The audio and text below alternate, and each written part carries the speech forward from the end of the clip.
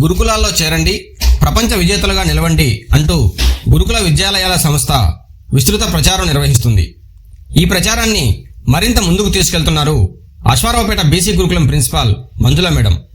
సంక్రాంతి సెలవులకు వెళ్తున్న విద్యార్థుల తల్లిదండ్రులతో సమావేశం నిర్వహించి మీ పిల్లల వలె తోటివారి పిల్లలను కూడా బీసీ గురుకులంలో చేరే విధంగా ప్రోత్సహించాలని, బీసీ గురుకులాల్లో ప్రభుత్వం పటిష్టమైన విద్యాబోధనతో పాటు పోషక విలువలతో కూడిన భోజనం, హాస్టల్ వసతి అందిస్తుందని, ఇప్పుడు 4వ తరగతి చదువుతూ ఉన్న ప్రతి ఒక్కరిని గురుకులాలు నిర్వహించే ఎంట్రన్స్ కోసం ఆన్లైన్లో దరఖాస్తు చేయించాలని, జనవరి 20వ తేదీ వరకు మాత్రమే గడువు ఉందని, వీలైనంత మేరకు మీ తోటి వారి సమాచారం అందించి గురుకులాలు చదివే విధంగా ప్రోత్సహించాలని ప్రిన్సిపాల్ మంజుల కోరుతున్నారు. మీ వంతుగా మీ ఊర్లో ప్రచారం చేయండి. మనకిప్పుడు అడ్మిషన్స్ స్టార్ట్ అవుతున్నవి. జనవరి 8 నుండి మనకు ఫిబ్రవరి 15 వరకు అప్లికేషన్స్ తీసుకుంటారు ఆన్లైన్లో. దానికి సంబంధించిన పాంప్లెట్స్ మీ అందరికి ఇస్తాము. అది మీ ఊర్లో మీ గ్రామ పంచాయతీ దగ్గర కానీ, లేకపోతే మీకు తెలిసిన వాళ్ళ దగ్గర కానీ, తెలిసిన వాళ్ళకి కానీ, మీ చుట్టాలకి కానీ, ఎవరికైనా సరే మీ ఊర్లో మీ పిల్లలు ఇక్కడ ఎంత హ్యాపీగా చదువుకుంటున్నారో, ఎంత హ్యాపీగా ఉంటున్నారో, అదే విధంగా వేరే వాళ్ళ పిల్లలు కూడా ఆ పిల్లలు కూడా మన గురుకులాల్లో చేరేటట్టు మీరు వాళ్ళని ఎంకరేజ్మెంట్ చేయాలి. ఇప్పుడు తెలంగాణ గవర్నమెంట్ ఇన్ని దగ్గర 900 గురుకులాలను స్టార్ట్ చేసి 900 గురుకులాలు ఉన్నాయి కదా. మన బీసీ వెల్ఫేర్లోనే దగ్గర 300 గురుకులాలు ఉన్నాయి.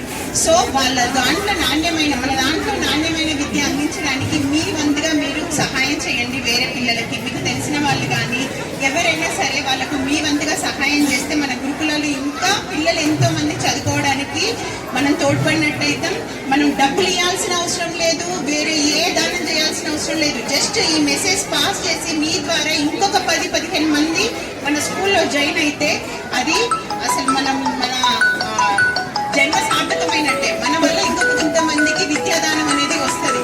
సో కొనలేని వారికంటే ప్రైవేట్గా చదువుకోలేని వారికి, లేకపోతే మీ ఊర్లలో స్కూల్ లేకపోతే వసతులు లేక ఇలాంటి వాళ్ళందరికీ కూడా మీరు చెప్పండి. అది ఎవరైనా సరే. అడ్మిషన్స్ స్టార్ట్ అవుతున్నాయి. 5th క్లాస్ స్టార్ట్ అయింది ఆల్రెడీ. 5th క్లాస్ జనవరి 20 వరకే ఉందమ్మా. జనవరి 20 వరకు మీకు ఎంత వీలైతే అంతగా పాస్ చేయండి message. 6th, 7th, 8th admissions backlog పోస్టులకి మన స్కూల్లో రావడానికి కూడా జనవరి 8 నుండి ఎప్పటి వరకు ఫిబ్రవరి 15 వరకు ఉంది. ఆన్లైన్లోకి వెళ్తే మీరు మీ సేవ దగ్గరికి వెళ్తే దాని గురించి ప్రత్యేకంగా అన్ని చెప్పేస్తారు మీకు.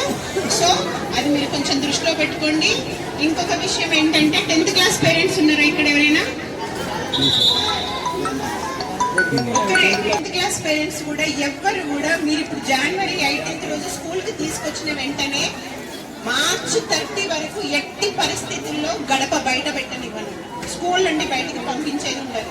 Not only 10th class, remaining all classes also 5th to 10th ఎవరైనా సరే జనవరి 18కి ఖచ్చితంగా పిల్లల్ని తీసుకొని రావాలి.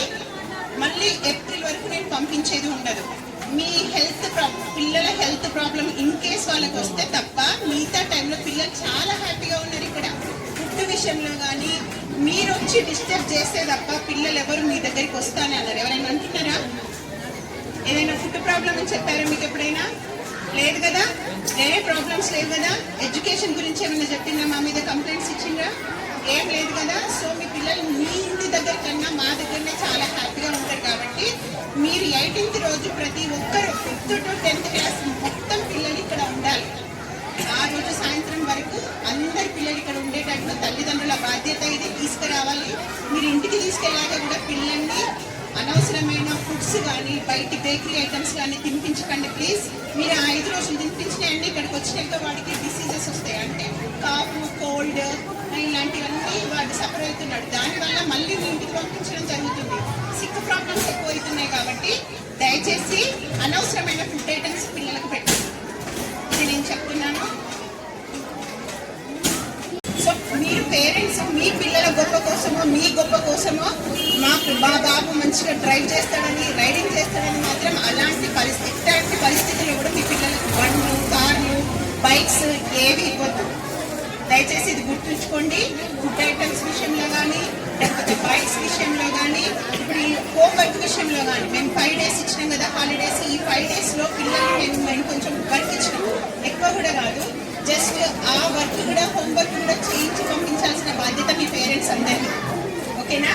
కంపల్సరీ మీరు దృష్టి పెడితేనే వాళ్ళకి ఎంత ఇంట్రెస్ట్ ఉన్నదనేది మాకు తెలుస్తుంది. వాళ్ళు రాసుకొచ్చిన హోంవర్క్ బట్టి పిల్లవాడు ఇంట్లో ఎట్లా ఉన్నారు, వాళ్ళ పేరెంట్స్ ఎట్లా ఉన్నది అనేది మేము ఎస్టిమేట్ చేయగలుగుతాం.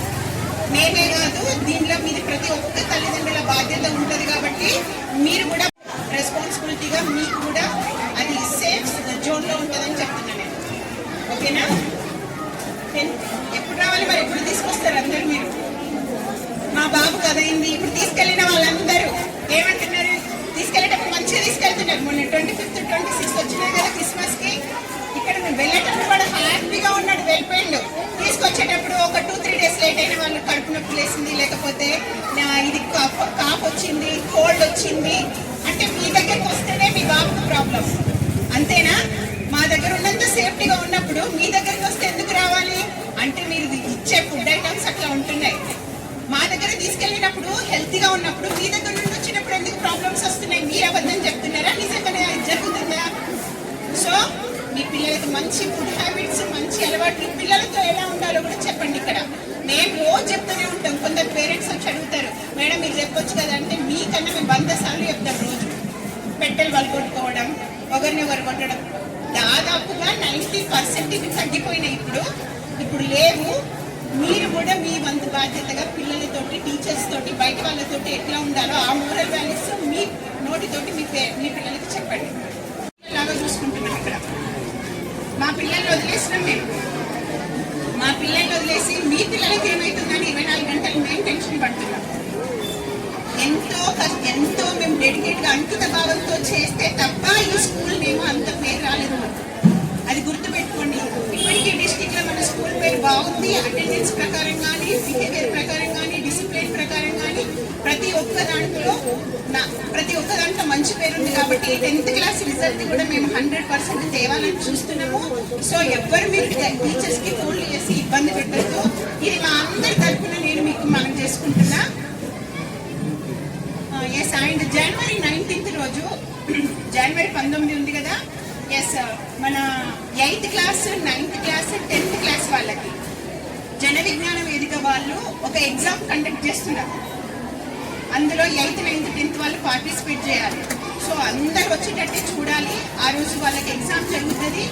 ఇందులో ఇక్కడ ఫస్ట్ సెకండ్ వచ్చిన వాళ్ళని మండల్ లెవెల్లో పంపిస్తాం. మండల్ నుండి డిస్టిక్ లెవెల్ నుండి స్టేట్ లెవెల్ పంపిస్తాం. దాని తర్వాత వాడికి అన్ని అడ్వాంటేజెస్ ఉంటాయి. అంటే వాడికి సైంటిఫిక్గా వాళ్ళని వేరే దగ్గరికి తీసుకెళ్ళి వాళ్ళకి ఎడ్యుకేషన్ అనేది చెప్తారు.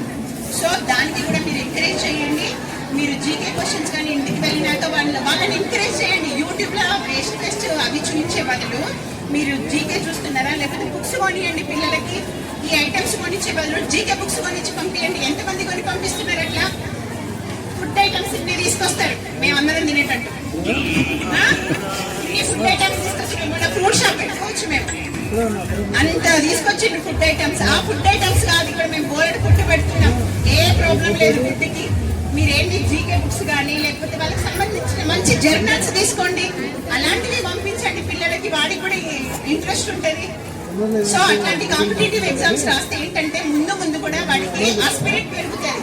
ఇంకా వాడు ఇన్స్పైర్ అవుతాడు. ఇంకా నేను రాస్తాను, నేను జాబ్ తెచ్చుకోవాలి, ఇలాంటి ఎగ్జామ్స్ రాయాలన్నా వాడికి క్యూరియాసిటీ పెరుగుతుంది. సో అట్లాంటి వాటికి ఎంకరేజ్ చేయండి మీరు. 10th క్లాస్కి మాత్రం 18th నుండి ఇంటెన్సివ్ టెస్టులు స్టార్ట్ అవుతాయి. సో ప్రతి ఒక్క 10th క్లాస్ స్టూడెంట్ ఖచ్చితంగా ఉండాలి. రిమైనింగ్ స్టూడెంట్స్ కూడా అందరి 18th లోపు అందరు ఇక్కడ ఉండాల్సిందే. No excuses. సాకులు చెప్పద్దు, మా బాబు రాలేదు, మాకు ఇదైంది, మాకు ఫంక్షన్స్ ఉన్నాయి, అలాంటివి మాత్రం ఎలాంటివి చెప్పద్దు. ప్రతి ఒక్క పేరెంట్ దీనికి సహకరించాలి. నేను చెప్పిన అక్కడ అంటే అక్కడ మేము ఇచ్చిన బోర్డు కూడా మీరు అందరూ చదువుకోండి, ఫొటోస్ తీసుకోండి, మీ ఫ్యామిలీ గ్రూప్స్లలో పెట్టుకోండి. ఓకేనా? అది ఫొటోస్ తీసి మీ ఫ్యామిలీ గ్రూప్స్లో పెట్టుకోండి. దాని ద్వారా కూడా వాళ్ళు కూడా ఇంకా వేరే వాళ్ళ దగ్గర అవేర్నెస్ తీసుకొస్తారు. వాళ్ళు కూడా చెప్తారు, ఇంకా ఎక్కువ పబ్లిసిటీ జరుగుతుంది. సో ఇదంతా మీ బాధ్యత. మీ పిల్లలు ఎలా చదువుతున్నారో వేరే వాళ్ళు కూడా చదువుకోవాలన్న కాంక్షతోటి మీరు మీ వంతుగా ఈ సహాయం చేయండి.